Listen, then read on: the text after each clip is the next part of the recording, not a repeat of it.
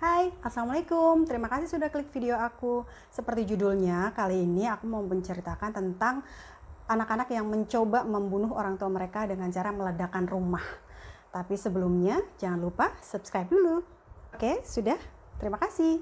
Keep on watching. Rumah besar yang ada di lingkungan sunyi dan elegan ini adalah milik keluarga Irvins. Di foto-foto Facebook mereka terlihat seperti keluarga yang sangat sempurna dan bahagia. Tapi foto bisa menipu. Dalam kasus ini seperti mimpi indah yang tadinya ada di dalam pagar putih rumah menjadi mimpi buruk yang ada di dalam garis polisi kuning. Please send someone to the house. My children are trying to kill me. Itu adalah rekaman telepon 911 dari Yvonne, sang ibu. Dia mengatakan kalau kedua anaknya mencoba membunuh dia dan suaminya yang bernama Zachary dengan cara meledakkan rumah mereka. Mereka membuka gas dan menyalakan lilin dan meninggalkan kedua orang tua mereka di dalam rumah supaya meninggal karena ledakan. Seperti adegan film gitu guys, tapi ini nyata. Ini terjadi di Snellville, Georgia, di kota Atlanta. Jaksa penuntut mengatakan bahwa Christopher Irvin yang berumur 22 tahun dengan saudaranya Cameron Irvin yang berumur 17 tahun memasukkan obat tidur Xanax ke dalam makanan mereka dan menyalakan lilin serta membuka gas dan meninggalkan kedua orang tuanya di dalam rumah supaya mereka tewas karena ledakan. Polisi mengatakan kedua anak itu pergi ke seberang rumah mereka dan menunggu sampai rumah itu meledak. Mereka berharap ledakannya besar sehingga bisa menewaskan kedua orang tuanya. They've attacked me and my husband. They drugged us with Xanax. They've attacked us and they're trying to kill us. I don't know why they've done this. I really don't.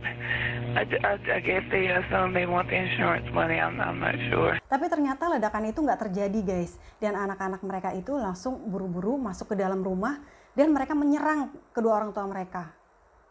Yvonne sang ibu berhasil lolos dan lari ke lantai 2, masuk ke kamarnya dan berhasil menelpon 911.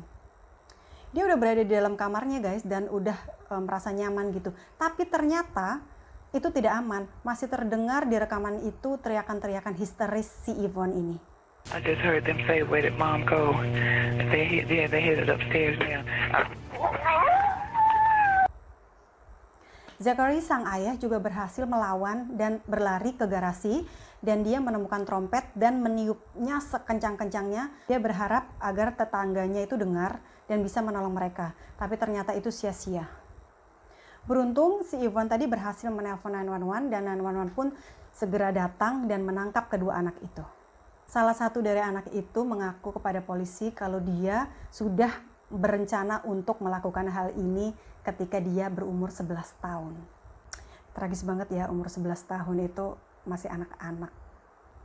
Jaksa wilayah yang menangani kasus ini yaitu Danny Porter juga berkata kalau dia itu belum pernah menemukan kasus seperti ini. Dia pernah melihat kasus di mana anak mencoba membunuh orang tuanya dan juga anak yang berencana meledakkan rumah. Tapi nggak pernah nemuin dua-duanya sekaligus gitu. Mereka mencoba membunuh dengan cara meledakkan rumah. Padahal kedua anak ini tuh berbakat gitu ya. Christopher ini pernah menjadi bintang football di SMA-nya dan si Cameron ini juga berencana untuk masuk ke Angkatan Darat. Tapi sekarang dia harus menghadapi pidana penyerangan dan pembakaran.